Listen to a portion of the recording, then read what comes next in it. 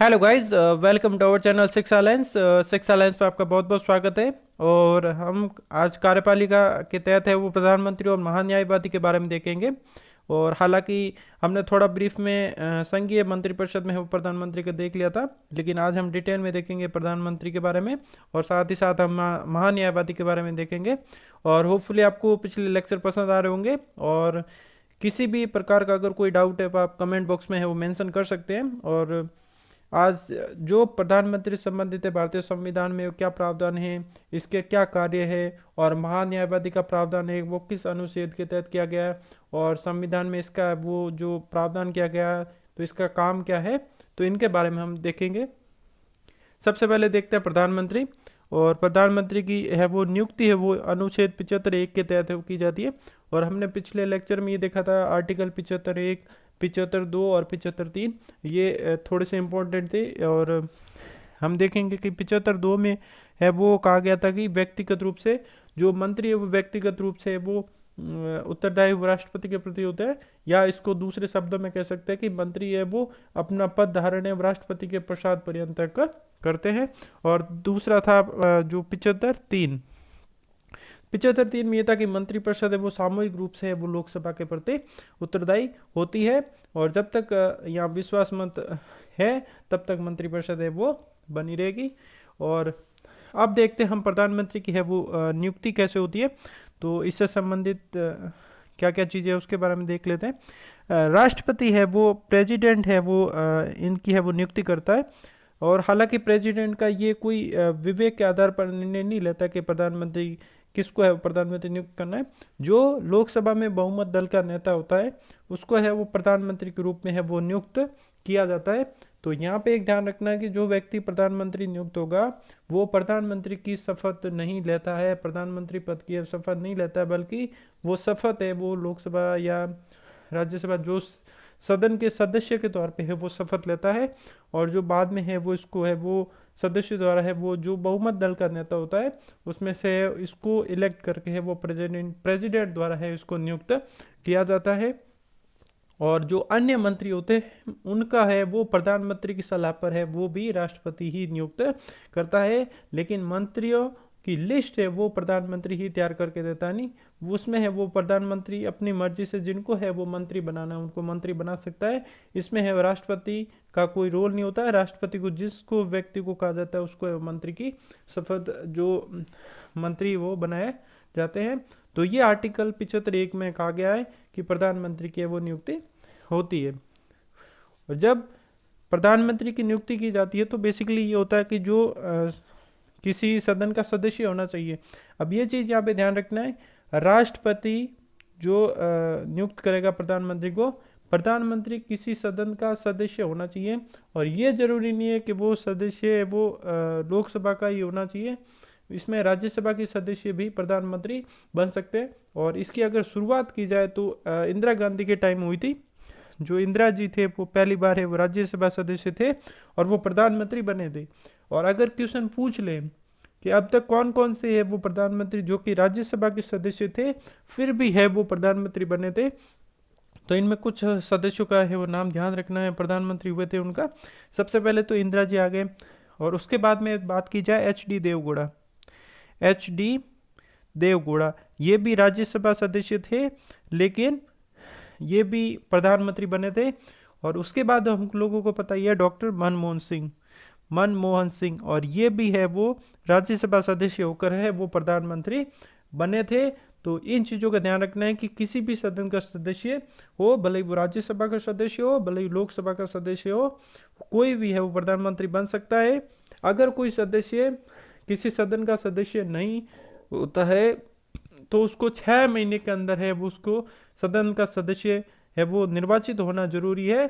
उसके बाद है वो किसी सदन का जो व्यक्ति है वो प्रधानमंत्री बन जाता है। अगर वो 6 महीने में सदस्यता नहीं लेता है तो वो पद है वो रिक्त हो जाएगा। तो ये चीज़ें है वो। अब यहाँ पे मैंने एक बोला था कि प्रधानमंत्री की नियुक्ति है वो राष्ट्रपति विवेक से नहीं करता है, अपने विवेक से नहीं करता है। लेकिन कुछ परिस्थितियाँ हो जाती है जहाँ पे स्पष्ट बहुमत ना हो या कुछ अन्य परिस्थितियों में राष्ट्रपति कभी कभार है विवेक का यूज़ कर सकता है, या कुछ चीज़ों में है वहाँ पे ये चीज़ यूज हो सकती है।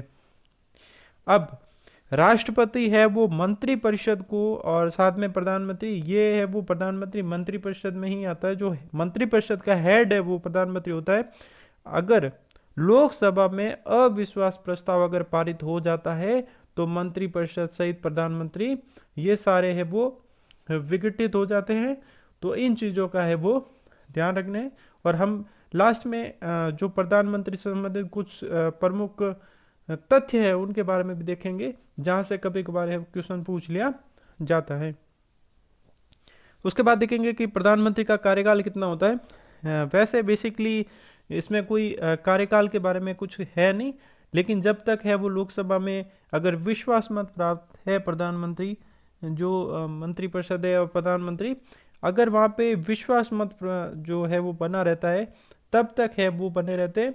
इनका कोई हालांकि टेन्योर है वैसा कुछ दिया नहीं गया, और जिस समय है वो अगर अविश्वास प्रस्ताव आ जाए तो उसके बाद है वो जो कार्यकाल है वो समाप्त हो जाता है, क्योंकि मंत्रिपरिषद सही जो है पूरा जो इसका भंग हो जाता है।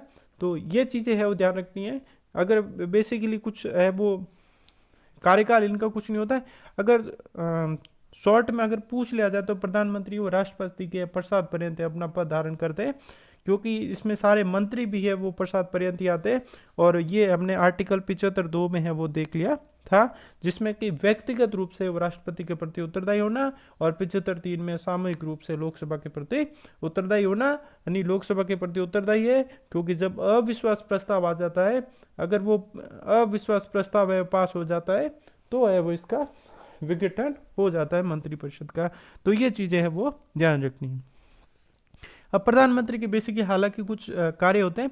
अब यहाँ पे एक चीज़ ये ध्यान रखनी है, हमने देखा था कि जो आर्टिकल 53 देखा था कि संघ की कार्यपालिक शक्ति है वो राष्ट्रपति में नहीं थे, लेकिन यहाँ पे राष्ट्रपति अगर बात की जाए तो वो नाम मात्र का है। राष्ट्रपति है वो नाम मात्र है।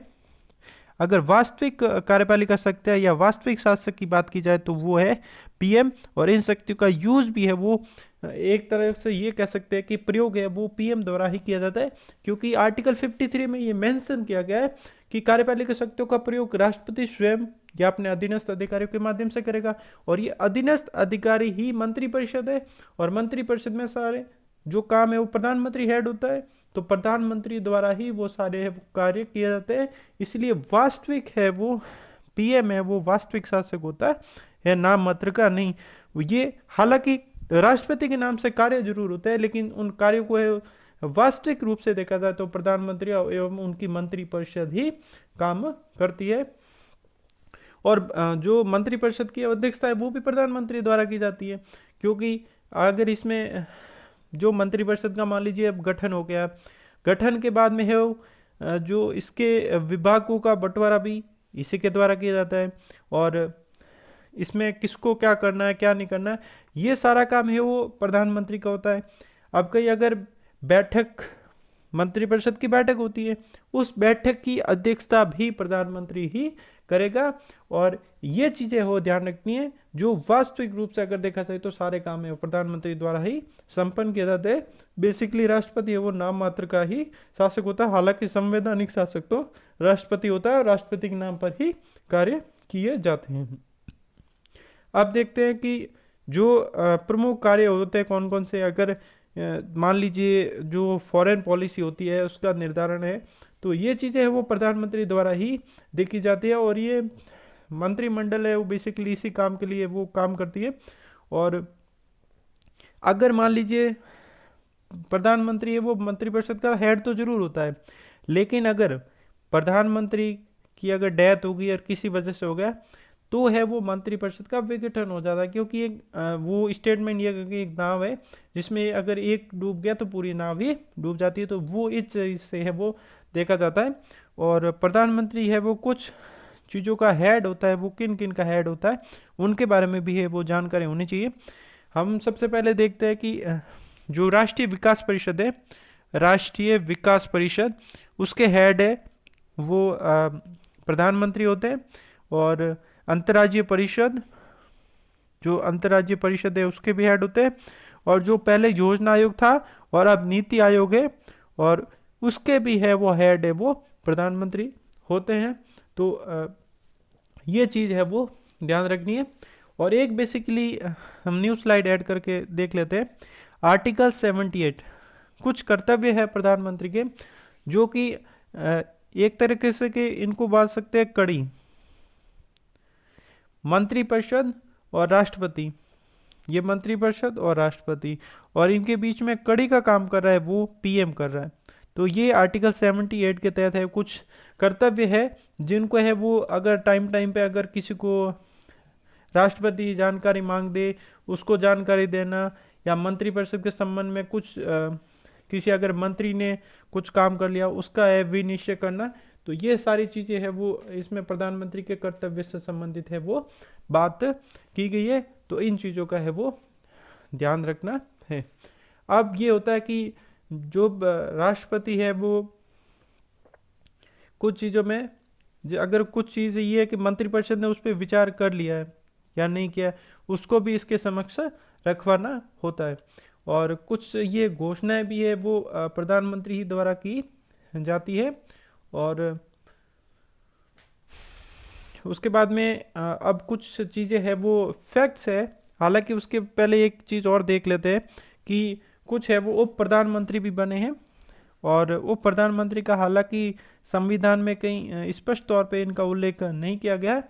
और ये समय समय पर कुछ चीज़ें है वो बनाई गई है। उसका बेसिकली ये होता है कि कई जगह होता है चुनावी प्रलोभन होता है या और कुछ चीज़ों में होता है। तो उन चीज़ों को लेकर है वो कई तौर पे है वो बनाए जा चुके हैं। और अब तक ये 7 बार है वो उप प्रधानमंत्री बने हैं। और सबसे पहले अगर बात की जाए तो सरदार पटेल को है वो उप प्रधानमंत्री बनाया गया था। और अब जो सबसे अंतिम में जो उप प्रधानमंत्री बने थे 2002 में, तो वो थे लाल कृष्ण आडवाणी बने थे, लाल कृष्ण आडवाणी बने थे। तो ये चीज़ें भी है वो ध्यान रखनी है कि अब तक उप प्रधानमंत्री कितनी बार है, तो 7 बार है वो उप प्रधानमंत्री पद है वो उसको बनाया गया है। और सबसे पहले थे सरदार पटेल और सबसे अंतिम बने थे वो लाल कृष्ण आडवाणी थे। और हम कुछ फैक्ट्स देख लेते हैं जो कि कभी कभार क्वेश्चन में पूछ लिए जाते हैं कि पद पर रहते हुए किन किन है प्रधानमंत्रियों की है वो मृत्यु हुई थी। तो सबसे पहले जवाहरलाल नेहरू, जिनकी पद पर रहते हुए मृत्यु हुई है। और उसके बाद में है लाल बहादुर शास्त्री, लाल बहादुर शास्त्री। और उसके बाद में है इंदिरा गांधी, ये इनकी है वो मृत्यु, ये वो पद पर रहते जिनकी पदावधि या पद पर रहते हुए इनकी है वो मृत्यु हुई थी। और ये चीज़ है वो ध्यान रखनी है। और उसके बाद में देखते हैं कि जो कार्यवाहक है वो कौन बने थे कार्यवाहक प्रधानमंत्री। तो इसमें है वो गुलजारी लाल नंदा, गुलजारी लाल नंदा। तो ये 2 बार है वो कार्यवाहक है वो प्रधानमंत्री बने थे, गुलजारी लाल नंदा। और जो भारत के बाहर अगर किसी प्रधानमंत्री की है वो मृत्यु हुई है तो वो है लाल बहादुर शास्त्री, और जिनकी मृत्यु है वो ताशकंद में हुई थी। ये चीज़ है वो ध्यान रखनी है, जिनकी मृत्यु है वो ताशकंद में हुई थी 1966 में। और ये अगर भारत से बाहर अगर किसी का है वो पूछा जाए तो। और उसके बाद देखेंगे कि ऐसे कौन से प्रधानमंत्री थे जो प्रधानमंत्री तो बने थे लेकिन वो उनको संसद जाने का कभी है वो मौका नहीं मिला। तो वो है चौधरी चरण सिंह, जिनको है वो संसद जाने का कभी मौका नहीं मिला, हालांकि वो प्रधानमंत्री है वो जरूर बने थे। और उसके बाद हम देखेंगे कुछ और तथ्य है। और अगर पहली महिला प्रधानमंत्री की बात की जाए, महिला प्रधानमंत्री, तो वो इंदिरा गांधी थे, इंदिरा गांधी। ये फर्स्ट जो लेडीज प्राइम मिनिस्टर थी। तो और उसके बाद में ये है कि कौन कौन से व्यक्ति जिन्होंने एक से ज़्यादा बार है वो पद ग्रहण किया। तो इसमें जवाहरलाल नेहरू भी है, इंदिरा गांधी है, अटल बिहारी वाजपेयी है, और लास्ट में डॉक्टर मनमोहन सिंह है जिन्होंने 2 बार है वो बने थे। तो ये चीज़ें है वो कुछ चीज़ें है वो ध्यान रखने वाली हैं। और उसमें कुछ फैक्ट्स है वो कभी भी पूछे जा सकते हैं कि जो प्रथम उप प्रधानमंत्री जैसे हमने देखा था पटेल थे, और अंतिम थे लाल कृष्ण आडवाणी। और अगर ये पूछ लिया जाए कुछ चीज़ें कभी कभी, क्योंकि जो 42 और 44 के आसपास जो अमेंडमेंट होते हैं उसमें काफ़ी चर्चा में रहते, तो प्रथम गैर कांग्रेसी अगर पूछ लिया जाए तो मोरारजी देसाई है वो प्रथम गैर कांग्रेसी है वो प्रधानमंत्री बने थे। और जो सबसे पहले अगर अविश्वास प्रस्ताव किसी अगर प्रधानमंत्री के खिलाफ लाया गया था तो वो जवाहरलाल नेहरू थे। और अगर सबसे कम टाइम जो प्रधानमंत्री पद का रहे तो वो सबको पता है बेसिकली अटल बिहारी वाजपेयी, जिनका 13 दिन का रहा था। तो ये कुछ तथ्य जो प्रधानमंत्री से संबंधित थे जो किसी भी कॉम्पिटिटिव एग्जाम में पूछे जा सकते हैं। उसके बाद देखेंगे हम महान्यायवादी। और महान्यायवादी का बेसिकली जो आर्टिकल है 76 में है वो इसका प्रावधान किया गया है। और ये अगर भारत का अगर सर्वोच्च विधिक अधिकारी अगर देखा जाए, सर्वोच्च विधि अधिकारी, तो वो है वो महान्यायवादी होता है। ये सरकार को है वो जो विधिक मामले होते हैं, विधिक मामले उनका उन पर है वो सलाह का काम करता है। और ये कुछ अगर केसेस है वो भारत सरकार के विरुद्ध है जो भी है उनकी है वो अगुवाई भी यही करता है कोर्ट में। तो ये चीज़ें है वो, और इनकी नियुक्ति है वो महान्यायवादी की है वो राष्ट्रपति द्वारा है वो जो राष्ट्रपति द्वारा की जाती है। और इसकी योग्यता होती है जो कि सुप्रीम कोर्ट के या वो न्यायाधीश नियुक्त होने के लिए जो योग्यता होनी चाहिए वो इसमें योग्यता होती है। और ये भी है राष्ट्रपति के पश्चात पर्यंत है वो अपना पद है वो धारण करता है। इस चीज़ का भी है वो ध्यान रखना है। और इसकी अगर योग्यता की बात की जाए तो वही होगा कि एक या एक से अधिक उच्च न्यायालय में वो 5 वर्ष तक न्यायाधीश, एक से अधिक उच्च न्यायालय 10 वर्ष तक अधिवक्ता या पारंगत विधि वेता जो राष्ट्रपति की नज़र में हो। तो ये चीज़ें अब बेसिकली इसमें ये ध्यान रखता है कि महान्यायवादी हालांकि जो सदन की बैठकों में है वहाँ तो ये भाग लेता है, बेसिकली किसी सदन का सदस्य नहीं होने के कारण है वो जो वोट है वो नहीं डाल सकता, कार्रवाई में भाग ले सकता है। ये आर्टिकल 88 में है वो मेंशन किया गया कि वो संसद की कार्रवाई में है वो भाग ले सकता है सदन में, लेकिन वो दोनों सदन में भाग ले सकता है, भले लोकसभा और राज्यसभा, लेकिन वहाँ पे मतदान नहीं कर सकता क्योंकि वो किसी सदन का है वो उसमें सदन का सदस्य बेसिकली होता नहीं, इसलिए वो वोटिंग नहीं कर सकता है। और वो संयुक्त अधिवेशन वगैरह होता है उसमें भी भाग ले सकता है और वहाँ पे भी वोटिंग नहीं कर सकता है। जैसे हमने एक ये देखा था कि जो राज्यसभा के सभापति होते हैं, उपराष्ट्रपति, जो हालांकि सदन का सदस्य नहीं होता है, हालांकि वो नॉर्मल सिचुएशन में वोट नहीं देते, लेकिन जब निर्णायक मत होता है तब वो वोट जरूर देते हैं। लेकिन महान्यायवादी बैठक में भाग जरूर लेता है लेकिन वो उसको वोट करने का है वो कोई अधिकार नहीं है। और इसका काम होता है कि अगर कोई राष्ट्रपति समय समय पर कोई सलाह मांगे तो दे सकता है। और बेसिकली भारत सरकार के विधिक मामलों में सहायता करनी है तो इसकी नियुक्ति की जाती है। तो ये थे प्रधानमंत्री और महान्यायवादी से संबंधित प्रमुख तथ्य जिनको हमने देखा था, जो कि एग्जाम पॉइंट ऑफ व्यू से बहुत इंपॉर्टेंट है। और होपफुली आपको सारे लेक्चर पसंद आ रहे होंगे। और please do like share subscribe और यूट्यूब चैनल शिक्षा अलायंस। और आप हमें इंस्टाग्राम पे फॉलो कर सकते हैं, फेसबुक पेज पे भी फॉलो कर सकते हैं और टेलीग्राम पे फॉलो कर सकते हैं। Thank you for watching.